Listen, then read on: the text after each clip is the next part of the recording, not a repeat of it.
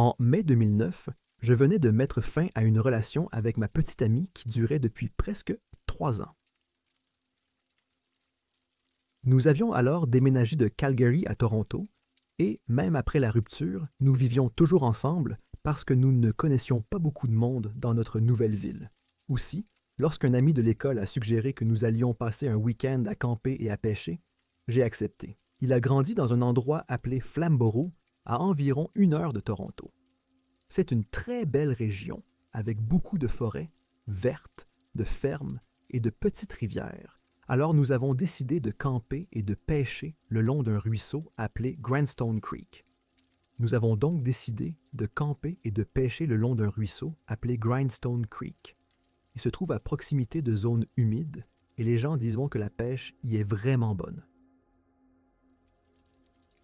Nous avons installé notre campement dans ce qui était probablement le champ d'un agriculteur et nous étions donc probablement en train d'empiéter sur une belle forêt. Nous avons passé la soirée à pêcher, à discuter et à boire. À la tombée de la nuit, nous avons fait un petit feu et rôti des pommes de terre et des hot dogs. Dans l'ensemble, la nuit a été très agréable. Nous nous sommes couchés juste après minuit en partageant une tente. Mon ami s'est endormi avant moi et je suis resté debout à jouer sur mon téléphone jusqu'à environ 1h30. J'ai dû m'endormir parce que la prochaine chose dont je me souviens, c'est d'avoir été réveillé par un jappement aigu. J'étais un peu groggy et il m'a fallu un moment pour me réveiller complètement. Le jappement continuait et ressemblait à celui d'un coyote étrange. J'ai écouté un moment, puis j'ai recommencé à jouer sur mon téléphone car le son était vraiment agaçant. J'ai essayé de l'ignorer, mais il semblait se rapprocher. Finalement, j'ai eu l'impression qu'il n'était plus qu'à 3 mètres de la tente. À ce moment-là, je commençais à me sentir un peu mal à l'aise. J'avais déjà vu des coyotes à Calgary et j'avais toujours pensé qu'ils étaient plutôt inoffensifs. Ils sont généralement de la taille d'un petit chien, mais alors que j'étais allongé, je commençais à m'inquiéter. Et si celui-ci était enragé ou sentait la nourriture que nous avions dans la tente? Mon esprit a commencé à s'emballer en pensant à toutes les choses qui pourraient mal tourner. J'ai une anxiété assez forte et il m'était facile de me laisser emporter par ce genre de pensée. J'ai donc donné un coup de coude à mon ami pour voir s'il était réveillé et il l'était. Le bruit étrange l'avait réveillé lui aussi. Nous avons discuté de ce qu'il fallait faire au sujet du coyote puisque nous n'avions rien apporté pour le faire fuir. Finalement, mon ami a décidé d'éclairer le coyote avec sa lampe de poche et de crier très fort, dans l'espoir de le faire fuir. Il a ouvert la tente et je l'ai regardé pointer la lampe de poche dans l'obscurité. Je n'oublierai jamais ce qui s'est passé ensuite. Ses jambes ont soudain flanché et il a trébuché en arrière dans la tente. Il avait un air choqué sur le visage et n'arrêtait pas de marmonner. Ce n'est pas un coyote, c'est une personne bizarre. Normalement, je pensais qu'il se moquait de moi, mais il avait l'air vraiment terrifié, et je ne veux plus jamais voir cette expression sur le visage de quelqu'un. Il était tellement choqué et effrayé que j'ai su qu'il ne plaisantait pas. Les bruits bizarres de jappements et de hurlements continuaient et se répétaient. Cela ne ressemblait vraiment pas à un coyote. Je suppose que dans notre état de groggy, nos cerveaux essayaient de donner un sens à ces sons étranges. Mon ami insistait pour que je regarde par le rabat de la tente afin de m'assurer qu'il n'était pas fou, alors j'ai jeté un coup d'œil prudent par le rabat, essayant de repérer quelque chose d'inhabituel dans l'obscurité. À ce stade, j'étais en pleine crise d'angoisse. Mon cœur battait la chamade et je me sentais très mal, mais il fallait que je regarde dehors. J'ai lentement jeté un coup d'œil par le rabat de la tente et j'ai attendu que mes yeux s'ajustent. C'est alors que je l'ai vu. Il se tenait à quelques mètres de la tente, se balançait un peu et portait une casquette de baseball. Ce qui était vraiment effrayant, c'est qu'il portait des vêtements de femme. C'est à ce moment-là que j'ai réalisé que quelque chose n'allait pas avec ce type. Après avoir rentré ma tête dans la tente, mon ami et moi avons discuté de ce qu'il fallait faire. Finalement, nous avons décidé de lui crier de partir.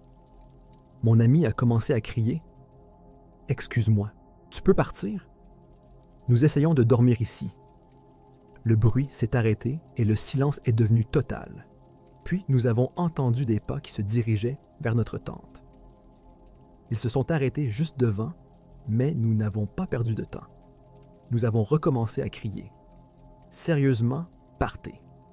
Nous avons des téléphones portables ici et si vous ne partez pas, nous appellerons la police. Puis nous l'avons entendu s'éloigner de la tente, ses pas s'éloignant au fur et à mesure qu'il se dirigeait vers la route.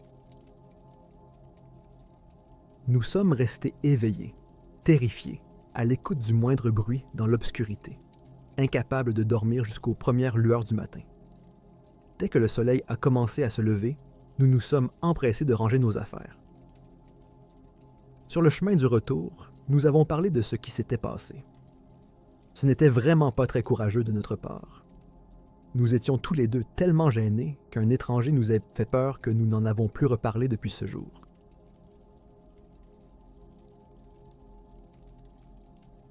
Il y a 4 ans, mon petit ami et moi n'en étions qu'à nos premiers pas dans les relations amoureuses. Ma sœur nous a proposé d'aller faire de la plongée avec masque et tuba. Elle nous a parlé d'une carrière entourée d'un terrain de camping rempli d'eau bleue claire. Elwastley est connu pour ses eaux cristallines et c'est un endroit populaire pour la plongée et le snorkeling. Nous avons donc pensé que c'était une aventure amusante et nous avons décidé d'essayer. De plus, certaines personnes disent qu'il y a un hélicoptère et un bus scolaire sous l'eau et qu'on peut plonger pour les voir. Mon copain et moi avons décidé de camper là pour la nuit. Au début, nous nous sommes bien amusés. Nous avons fait de la plongée avec masque et tuba dans la partie peu profonde de la carrière, et même si l'eau était un peu profonde et étrange, je me suis quand même bien amusé. La profondeur de l'eau est d'environ 15 mètres, alors quand nous avons nagé au-delà de la zone peu profonde, l'eau a rapidement plongé dans la nuit noire. C'est à ce moment-là que j'ai réalisé que j'avais une grande peur des eaux profondes. Outre l'obscurité effrayante, le lac a quelque chose de vraiment effrayant. Il est complètement immobile maintenant. C'est une carrière. L'eau n'a pas de courant, ce qui la rend encore plus bizarre. Une fois la plongée en apnée terminée, mon petit ami et moi sommes retournés à notre campement pour nous détendre et nous relaxer pour la nuit. Nous campions sur un terrain herbeux en bas d'une colline à partir de la route. Notre tente était installée dans une zone boisée qui s'étendait à partir de notre emplacement. De l'autre côté de l'herbe, il y avait un autre emplacement de camping qui semblait bien utilisé, mais nos voisins n'étaient pas là à ce moment-là. Nous faisions cuire des hot dogs sur le feu. Lorsque nos voisins sont finalement revenus, il faisait déjà nuit et ils se sont endormis. Mon petit ami et moi étions en train de discuter autour du feu de camp lorsque nous avons remarqué une silhouette sombre qui nous observait en haut de la colline. Les ombres du feu nous empêchaient de voir les détails, mais il était clair qu'il nous fixait directement. Il est resté là pendant ce qui nous a semblé être une éternité, à nous observer. Finalement, il a commencé à marcher sur la route, se déplaçant lentement et disparaissant derrière les arbres. Nous sommes restés complètement silencieux, ne le quittant pas des yeux pendant qu'il s'éloignait. Les arbres étaient reliés à notre campement et se trouvaient également entre nous et lui. Je ne pouvais pas dire s'il était encore derrière un arbre ou s'il avait disparu. J'étais vraiment effrayé. Je me demandais où il était allé. J'ai vu mon petit ami regarder dans la même direction, confus, mais il a fait comme si de rien n'était, et j'ai naïvement fait de même. Nous avons fini par oublier la silhouette et avons décidé de visiter la carrière tard dans la nuit. Les étoiles se reflétant sur l'eau étaient incroyables et c'était vraiment paisible. Mais l'eau noire et profonde était tout de même assez terrifiante. De retour au camping, nous nous sommes glissés dans notre tente. Alors que nous nous détendions, j'ai commencé à me sentir mal à l'aise, même si j'essayais de l'oublier. Ce sentiment ne disparaissait pas, et je n'arrêtais pas de penser à la silhouette effrayante de tout à l'heure.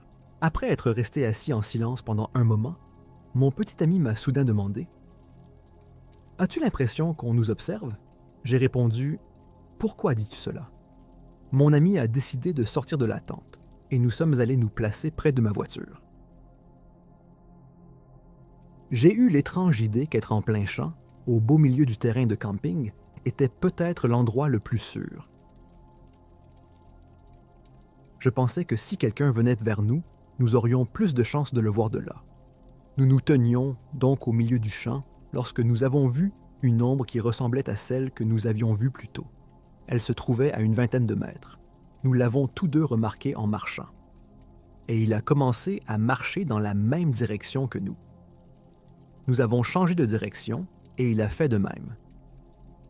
Nous avons donc convenu que si nous changions à nouveau de direction et qu'il nous suivait, nous retournerions directement à ma cardinale. Nous avons changé de direction et, comme nous nous y attendions, il nous a de nouveau suivis.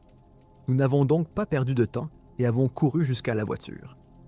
De l'intérieur de la voiture, je l'ai regardé retourner lentement dans l'obscurité en continuant à nous fixer.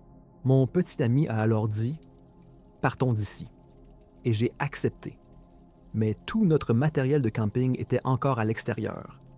Nous avons tranquillement rassemblé nos affaires, en essayant de ne pas nous effrayer l'un l'autre.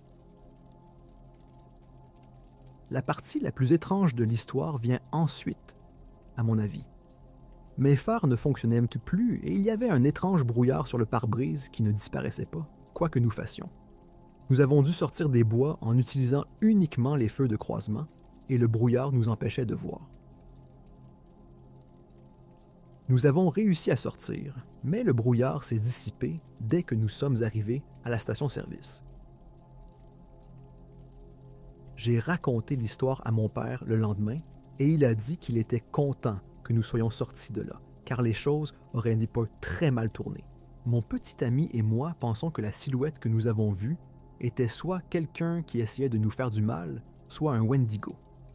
Nous avons décidé qu'il s'agissait peut-être d'un Wendigo parce que ce qui s'est passé est très difficile à expliquer.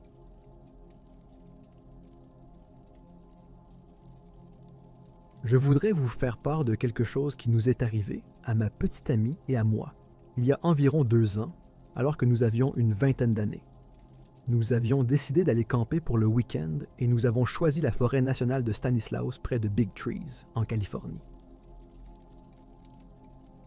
L'endroit était magnifique, avec de grands arbres tout autour, et nous étions impatients de passer la nuit sous les étoiles. Mais même aujourd'hui, quand je pense à cette nuit-là, j'en ai encore des frissons et mon cœur s'emballe. Nous n'étions qu'à 15 minutes de la route principale, mais nous nous sentions vraiment isolés. Il n'y avait que des chemins de terre et des arbres tout autour de nous. Nous sommes arrivés en début d'après-midi et avons installé notre campement dans une belle zone ouverte au sommet d'une colline près de la route. Pendant les quelques heures qui se sont écoulées entre notre arrivée et la tombée de la nuit, nous n'avons vu passer qu'environ 4 voitures. C'étaient tous des chasseurs qui quittaient la forêt. À cette heure, le soleil était pratiquement couché et la nuit commençait à tomber. La tranquillité et le calme des bois étaient agréables, mais cela faisait un peu bizarre d'être aussi isolé. J'ai déjà fait du camping une 50aine de fois, mais toujours avec un groupe plus important ou dans un camping désigné. Après avoir terminé le dîner que nous avons fait cuire sur le feu de camp, nous avons suspendu notre nourriture dans un sac à ours pour la mettre à l'abri des animaux. Une fois la nuit tombée, nous nous sommes détendus sur une couverture et avons contemplé les étoiles. Le ciel nocturne était clair et nous pouvions voir d'innombrables étoiles scintiller au-dessus de nous. Je me sentais bien et j'avais presque oublié que nous étions seuls au milieu de la forêt. Nous sommes donc entrés dans la tente et nous sommes restés assis dans l'obscurité à discuter pendant au moins 1 heure. Je suis grand, mais la tente est suffisamment haute pour que je puisse m'y asseoir facilement. Le double toit était posé sur la tente. Il couvrait complètement un côté, mais il n'était ni attaché ni fixé. Nous avions une vue dégagée à travers les côtés en filet, et les arbres à l'extérieur n'étaient que faiblement éclairés par la lune. Et c'est là que les choses sont devenues effrayantes. J'avais beaucoup lu sur les activités surnaturelles, et j'ai décidé de parler à ma petite amie d'un rituel qui consiste à s'asseoir dans une pièce sombre, à 3 heures du matin, à installer une bougie et 2 miroirs et, grâce à un mélange de forces inconnues et de fatigue, à voir des images dans les miroirs qui semblent vous parler. Je m'amusais à lui faire peur, et pour être honnête, je me faisais un peu peur à moi-même aussi. Rien que d'y penser maintenant, j'en ai des frissons. Les bois étaient complètement silencieux, et il n'y avait même pas un soupçon de vent. Il n'y avait aucun bruissement ou mouvement dans l'air.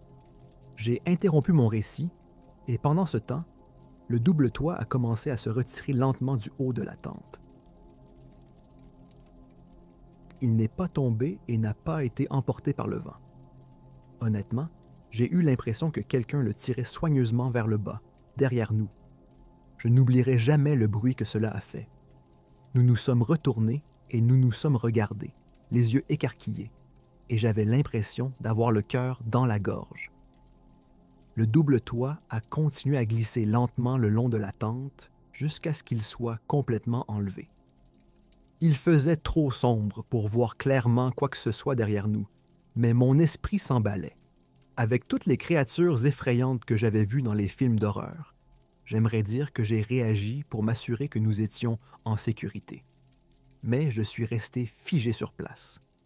C'était une sensation terrifiante. Nous sommes restés là, en état de choc, pendant environ 10 secondes, jusqu'à ce que je parvienne enfin à attraper ma lampe de poche et à vérifier ce qui se passait derrière nous. Mais il n'y avait rien. Nous avons tous les deux poussé un énorme soupir et nous avons commencé à chuchoter avec excitation. Qu'est-ce que c'était que ça? Je suis sorti et j'ai regardé tout autour de la clairière, mais au bout d'un moment, je me suis senti idiot et nous avons décidé d'aller dormir. Le lendemain matin, nous nous sommes réveillés tôt et nous avons préparé notre camp. Il faisait beau et c'était calme, mais je n'arrivais toujours pas à me débarrasser de l'impression de peur que j'avais eue la veille. Alors que j'étais à genoux en train de monter la tente, je n'arrêtais pas de jeter des coups d'œil aux arbres. Ma copine était en train de préparer le petit déjeuner à environ 30 pieds devant moi, encore une fois. Il n'y avait absolument personne autour de moi. Aucun oiseau ne gazouillait, aucun animal n'était en vue. Puis, juste derrière moi, j'ai soudain entendu deux bruits sourds et rapides. Le son ressemblait à celui d'une hache frappant un arbre, et il s'est produit à environ 2 secondes d'intervalle. Je dirais qu'il provenait de moins de 100 pieds de l'endroit où je me trouvais. Ma copine s'est levée d'un bond et je me suis retourné pour regarder, mais il n'y avait rien. Nous nous sommes tous les deux dit qu'il était temps de partir d'ici, et nous sommes partis en vitesse. Nous avons atteint notre maison en toute sécurité, et ce n'est qu'à ce moment-là que nous avons commencé à nous sentir un peu plus calmes. En réfléchissant à tout ce qui s'était passé, nous nous sommes demandé si tout cela n'était pas le fruit de notre imagination. Dans un endroit aussi isolé, avec les bois sombres qui nous entourent, il est possible que notre esprit nous ait joué des tours. J'ai un American Bully, un chien qui a peur de presque tout, alors je ne le considère pas vraiment comme mon protecteur. J'ai plutôt l'impression que c'est moi qui veille sur elle, et cela ne me dérange pas du tout. Aujourd'hui, mon petit ami travaille tard, alors quand elle entend la porte du garage s'ouvrir, elle se met à aboyer. Hier soir, vers 22h55, elle s'est mise à aboyer bruyamment et à courir dans la maison. J'ai d'abord pensé qu'elle se comportait comme d'habitude et je lui ai dit de se recoucher. J'ai alors entendu la sonnette de ma porte d'entrée sonner à plusieurs reprises et quelqu'un frappait aussi. Nous n'utilisons jamais notre porte d'entrée. Nous ne sommes jamais entrés par cette porte. Nous utilisons toujours le garage. J'ai d'abord pensé que l'ouvre-porte du garage de mon petit ami était peut-être cassé, mais je n'ai pas eu d'appel ou de message manqué de sa part. Nous vivons dans une communauté fermée et je m'y sens généralement en sécurité. Mais lorsque je suis descendu avec mon chien, j'ai entendu quelqu'un à l'extérieur crier à l'aide, tout en continuant à frapper et à sonner à la porte. Nous avons une de ces serrures en haut de la porte, comme dans les hôtels, qui permet de l'ouvrir juste un peu. Sans ouvrir complètement la porte, j'ai déverrouillé le pêne dormant et la poignée et j'ai entrouvert la porte. Un homme se trouvait ça à l'extérieur et m'a demandé de l'aider, puis il a commencé à tirer sur la poignée de la porte. J'ai crié « Pourquoi avez-vous besoin d'aide ?» mais il n'a pas répondu et a continué à tirer sur la poignée.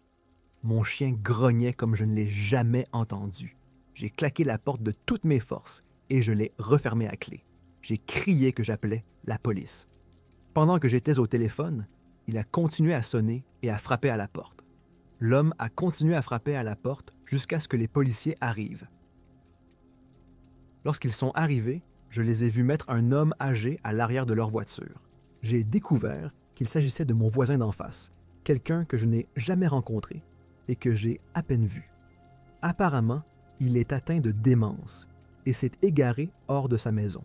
Maintenant, je me sens vraiment coupable d'avoir appelé la police et d'avoir effrayé sa femme. Je me sens également stupide d'avoir eu si peur. Je regarde beaucoup de séries policières et mon petit ami travaille de nuit, si bien qu'il ne rentre généralement pas à la maison avant 4 heures du matin. J'ai peur que si quelqu'un avait essayé de me faire du mal, j'ai fait une erreur en ouvrant un peu la porte alors qu'elle était toujours fermée à clé. Je continue à me dire que j'ai fait ce qu'il fallait, car qu'aurais-je pu faire d'autre alors que tout ce que je savais, c'était qu'un homme étrange se trouvait devant ma porte, qu'il agissait bizarrement et qu'il essayait de pénétrer dans ma maison.